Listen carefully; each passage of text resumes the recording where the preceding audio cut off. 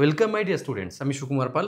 আর দেখো, আজকে তোমাদের সঙ্গে আমি যে বিষয়টা নিয়ে চর্চা করব, ডিসকাস করব, খুব ইম্পর্ট্যান্ট বিষয়। ওয়েস্ট বেঙ্গল গভর্নমেন্টের যে রিক্রুটমেন্টের বা প্রক্রিয়া শুরু হতে চলেছে, তার একটা নতুন পালক পড়তে চলেছে। সেটা হচ্ছে যে গ্রুপ ডি এবং গ্রুপ সি স্কুল সার্ভিস কমিশনের মাধ্যমে এর অ্যাফিলিয়েশন পেয়ে গেছে, যেটা বেরোবে। আর ভ্যাকান্সির পরিমাণ 8,477 সঙ্গে 1,571, আর টোটাল হচ্ছে 10,000-এরও কিছু বেশি। এখন ব্যাপারটা হচ্ছে যে স্কুল টিচারের নিয়োগ প্রক্রিয়া চলছে বা শুরু হয়ে গেছে। এটার বিজ্ঞপ্তি খুব তাড়াতাড়ি বেরোবে, এ মাসেই বেরিয়ে যাবে। আচ্ছা, এবার যেটা কথা সেটা হচ্ছে যে এই বিজ্ঞপ্তিতে অনেকে আশা করে রয়েছে যে এই চাকরিটা পাওয়া তাদের কাছে খুব জরুরি। এখন এই চাকরির বিষয়ে কি, কি পরিবর্তন হবে, কি, কি হবে না এবং কি, কি বিষয়ে পরীক্ষা হতে, আমি টোটালটা বলব। কারণ এ নিয়ে এই বিষয়টা নিয়ে আমি রিসার্চ করছি, চর্চা করলাম রীতিমতো করে আমি কিন্তু তোমাদের সামনে উত্থাপন করব।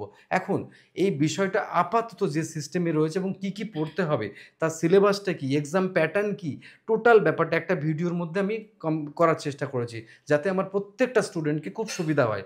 তাই আমি প্রথমেই চলে যাব এই যে গ্রুপ ডি গ্রুপ সির যে নিয়োগটা হবে, কোন কোন পোস্টে নিয়োগ হবে এবং তার ক্রাইটেরিয়া কী এবং কারা নিয়োগ করছে। প্রথমে নিয়োগ করছে এটা স্কুল সার্ভিস কমিশনের 4th SLSTর মাধ্যমে নিয়োগ হবে, নিয়োগকর্তা এরা। আর মোট শূন্য পদের কথাটা যে সুন্দর করে লেখা আছে দেখতে পাচ্ছ, গ্রুপ ডি ল্যাব। গ্রুপ ডির মধ্যে কোন কোন পোস্ট থাকতে পারে, সেই পোস্ট হোল্ড কী হবে, সেগুলো হচ্ছে lab attendant, peon, helper, matron, night guard, ETC. তোমরা জানো এইসব পোস্টগুলোর কাজ। আর আর এইসব পোস্টগুলো যে তোমাদের যে লাগবে, কোয়ালিফিকেশন লাগবে, সেটা হচ্ছে যে ক্লাস 8 পাস লাগবে, আর 18 থেকে 40 বছর বয়স তার দরকার হবে। ঠিক আছে, এই একটা গেল। আচ্ছা, এর সাথে দেখো ক্লার্ক আর নন টিচিং ক্লার্কের মধ্যে যে ক্লার্কের যে পোস্ট হবে সেটা হচ্ছে নন টিচিং স্টাফ। তাদেরকে দিয়ে পড়ানো হবে না, কিন্তু অনেক জায়গায় হয় বটে আর কি। মাধ্যমিক পাস আর 18 থেকে 40 বছরের মধ্যে বয়স হতে হবে।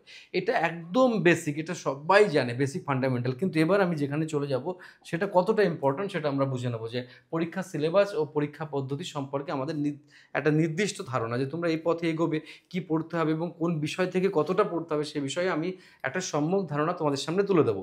এখন প্রিয় স্টুডেন্ট, প্রথমে আমি গ্রুপ ডি নিয়ে একটু চর্চা করি, কারণ গ্রুপ ডি অল্প অল্প বুঝতে হবে, আর এটাতে প্রচুর জিনিস আছে, সেগুলো আমি পরে আলোচনা করব। দেখো, গ্রুপ ডিতে যে পরীক্ষা হবে স্কুল সার্ভিস কমিশনের 4th SLSTর মাধ্যমে যেটা নেওয়া হবে, 50 নম্বরের পরীক্ষা হবে, টোটাল মার্কস হবে 50। আচ্ছা, তার মধ্যে 60 মিনিট মানে 40 মিনিটে, এই 60 মিনিট মানে 1 ঘন্টা এক্সাম হবে। আর দেখো, প্রত্যেকটা কোশ্চেনের মান হবে 1 এবং MCQ হবে। কিন্তু কথা হচ্ছে, এই যে 50 নম্বর যেটা তুমি দেখতে পাচ্ছ, এই 50 নম্বরের মধ্যে লিখিত পরীক্ষা থাকবে 45 নম্বরের। লিখিত কত থাকবে? 45। এই 45 নম্বর লিখিত পরীক্ষার মধ্যে কী কী থাকবে সেটা আসছি। তার আগে দেখো, পার্সোনালিটিস বা ইন্টারভিউতে যেটা থাকবে 5 মার্কস থাকবে, এবং কত গুণ প্রার্থীকে ডাকা হবে সেগুলো আমি আসছি আস্তে আস্তে। এবার দেখো, জিকেতে থাকবে 15 মার্কস, মানে 15টা কোশ্চেন থাকবে 15 মার্কস। কারেন্ট অ্যাফেয়ার্স 15টা কোশ্চেন থাকবে 15 মার্কস। পাটিগণিত থাকবে 15টা কোশ্চেন 15 মার্কস। এবং কোন কোন চ্যাপ্টার কী বিষয় মানে ইম্পর্ট্যান্ট, সেটা আমি একটু পরে আসবো, কারণ দুটো মিলে আমি কম্পেয়ার করছি, কম্পেয়ার করে তোমাদেরকে পুরো দেখাচ্ছি। তা আসার পরে আমি এটাকে সম্পূর্ণরূপে বুঝিয়ে দেবো। এবার দেখো প্রিয় স্টুডেন্টস, যেটা হচ্ছে যে পার্সোনালিটি টেস্টের জন্য দ্বিগুণ প্রার্থীকে ডাকা হবে। কত গুণ প্রার্থীকে? মনে করো যা ভ্যাকান্সি থাকবে তার দ্বিগুণ প্রার্থীকে ডাকা হবে, মানে পার্সোনালিটি টেস্ট, মানে ইন্টারভিউয়ের জন্য। এবার দেখো, ইন্টারভিউ যেটা হবে, মানে লিস্ট যেটা হবে, কীভাবে হবে বলো? ইন্টারভিউয়ের পরে যে লিস্টটা তৈরি হবে, এম প্যানেল মানে একদম নিয়োগ প্রক্রিয়ার শেষ প্যানেল যেটা, সেটা হচ্ছে এম প্যানেল বলে। সেই এম প্যানেলে এই 45 নম্বর আর হচ্ছে 45 নম্বর আর হচ্ছে 5 নম্বর, এই দুটো মিলে যে মার্কসটা পাবে, সেই মার্কসটা কিন্তু একটা লিস্ট হবে, তার নাম হচ্ছে এম প্যানেল। এবং প্রিয় স্টুডেন্ট, এম প্যানেলে যেটা থাকবে সেটা, তার মধ্যে কিছু সিট, মানে মনে করো 10 জনে একজন এক্সট্রা রাখা হবে, মানে ওয়েটিং লিস্টে। কিন্তু প্রশ্ন হচ্ছে যে ওয়েটিং লিস্ট যেটা রাখা হবে, সেই ওয়েটিং লিস্টের জন্য কিন্তু তাদের কোনো রকম মানে চাকরির গ্যারান্টি থাকবে না। যারা এম প্যানেলে থাকবে তাদেরই গ্যারান্টি থাকবে, আর ওয়েটিং লিস্ট যাদের 10 জন একজন রাখবে, সেটা কিন্তু কোনো গ্যারান্টি থাকবে না। যদি এর মধ্যে কেউ রিক্রুটমেন্টে মানে প্রসেসের মধ্যে তারা মানে না নিযুক্ত হয় বা যেতে চায়, তাহলে বা জয়েন না করে, তাহলে তখন তার পেছন থেকে ডাকা হবে। ঠিক আছে? এই হচ্ছে ব্যাপার। এবং এই যে প্যানেলটা তৈরি হবে, সেটা কিন্তু SC, ST, OBC এবং মেল ফিমেল সব মিলিয়ে মিশিয়ে যেরকমভাবে রুলস অ্যাজ পার সিস্টেম সেরকমভাবে হবে। ওকে? আচ্ছা, সিটগুলো ওরকম থাকবে। এবার আমি আস্তে আস্তে আসবো আমাদের সেই ক্লার্ক পরীক্ষাতে। ক্লার্কের কী কী আমি একদম পরিষ্কার করে ভেঙে সুন্দর সুন্দর করে বোঝাবো। এখানে দেখো, 100 মার্কসের পরীক্ষা হবে। ঠিক আছে? লিখিত পরীক্ষা 60 মার্কস থাকবে। 100 মার্কসের মধ্যে লিখিত 60, তাহলে আর 40 নম্বর কী হবে সেই বিষয়টা জানতে হবে আমাদের, সেটা দেখো। প্রত্যেক প্রশ্নের মান 1 নম্বর করে থাকবে। আর থাকবে এমসিকিউ কোয়েশ্চেন, মানে মাল্টিপল চয়েস টাইপের। একটা কোয়েশ্চেনের এগেইনস্টে 4টে অপশন থাকবে, ঠিক আছে? যেটা সঠিক উত্তর সেটা তোমাকে মারতে হবে। আর জিকেতে থাকবে 15 নম্বর। তাছাড়া থাকবে তোমার হচ্ছে সিএতে কারেন্ট অ্যাফেয়ার। আচ্ছা, আমি আর একটা কথা বলছি, এই কারেন্ট অ্যাফেয়ার্স, জিকে এই সমস্ত নিয়ে আমি সুন্দর করে সাজিয়ে আমি বলছি একটু পরে। আর তারপরেও যদি আরও এক্সট্রা আরও ভালো করে জানতে হয়, তাহলে ইন্ডিভিজুয়াল ওপরে আমি একদম প্র্যাকটিক্যাল ওরিয়েন্টেড, আমি কোন বিষয় নিয়ে ধরে ধরে চ্যাপ্টার থেকে কোন জায়গাটা ইম্পর্ট্যান্ট ধরে ধরে আমি বোঝাবো মাধ্যমিকের সিলেবাস অনুযায়ী, ঠিক আছে? আচ্ছা, জিকেতে দেখো 15 নম্বর, আর সিএতে হচ্ছে 15 নম্বর।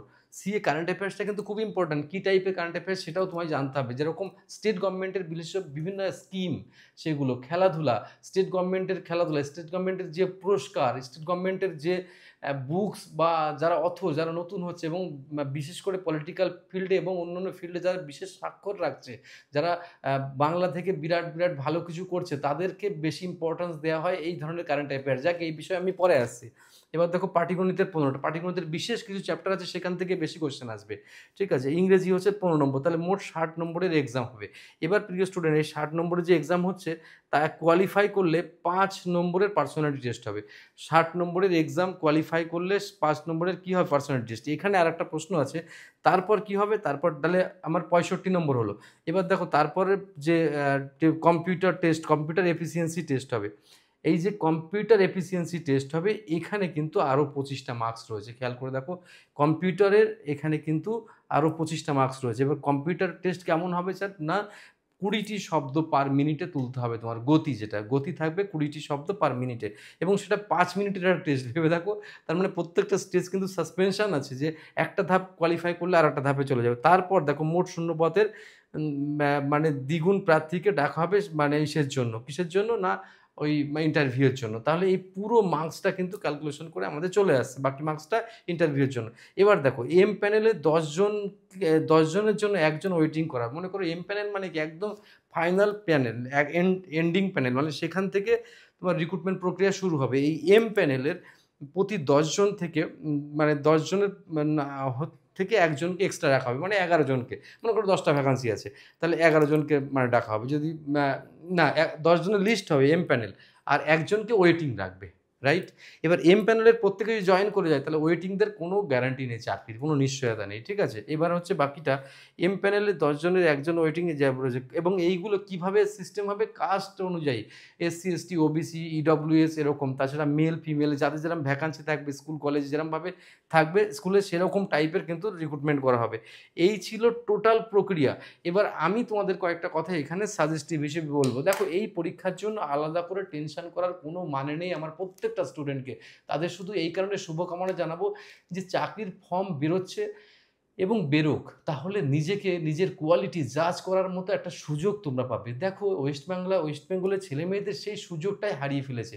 তারা যে সরকারি চাকরির পরীক্ষা দেবে, স্টেট গভর্নমেন্টের পরীক্ষা, এটা তাদের মধ্যে আর নেই। তাদের মধ্যে সেই নেই বলেই তারা কিন্তু আজকে 10-12 বছর ধরে ভুগছে রীতিমতো। হতাশায় ভুগতে ভুগতে একটা জায়গায় চলে এসেছে, তার পেছনে কেউ নেই দাঁড়িয়ে। তো এই হতাশাগ্রস্ত জীবনে যদি একটু সুযোগ আসে, সেই সুযোগটাকে আমাদের সম্পূর্ণরূপে কাজে রূপান্তরিত করতে হবে। সেই কাজে রূপান্তরিত করতে হলে একটা সঠিক ওয়েতে তোমাকে এগোতে হবে। সঠিক ওয়েটা কে দিচ্ছে না দিচ্ছে, সেটার জন্য তোমরা নিজেরাই জানবে। আমি কিন্তু কোনো রকম প্রমোশনের জন্য তোমাদের সঙ্গে আসিনি, মাই ডিয়ার স্টুডেন্ট। তো আমি দেখেছি যে গতবার যারা আমাদের এখান থেকে যারা মানে গ্রুপ সি বা গ্রুপ ডি পোস্টে চাকরি পেয়েছে, তারাও কিন্তু অন্য চাকরির প্রিপারেশনও সাথে করতো। তার সাথে সাথে কিন্তু তারা এই চাকরির প্রিপারেশনও কিন্তু মানে কমপ্লিট করেছে।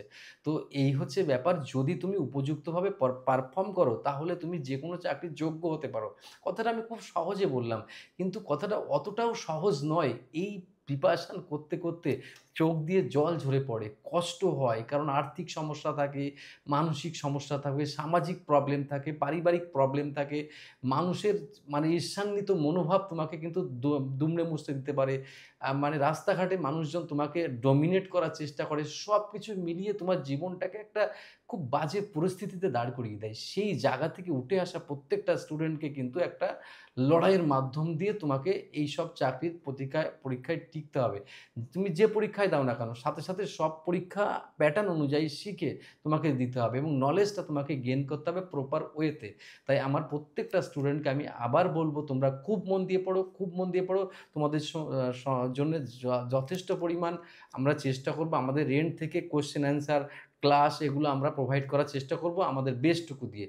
কিন্তু তোমরা পড়বে এবং সেরাটুকু দিয়ে ভাববে, নেগেটিভিটি হাটিয়ে দাও। জীবনে পজিটিভিটির অনেক গুরুত্ব আছে। শুধুমাত্র চেষ্টা করলে, ভালো পারফর্ম করলে, গাইডলাইন মেনে চললে চাকরি পাওয়া সম্ভব এবং পাচ্ছে। এর প্রমাণ তোমরা নিজেরাও জানো। তাই আজকে এই পর্যন্ত। তোমরা তোমাদের জানি না কেমন লাগছে এই সিরিজ। তোমাদের যদি ভালো লাগে তো অবশ্যই বলবে, কমেন্টস করবে। আর এখানেই আশা রেখে আমি শেষ করলাম। ভালো থেকো প্রিয় স্টুডেন্টস প্রত্যেকেই।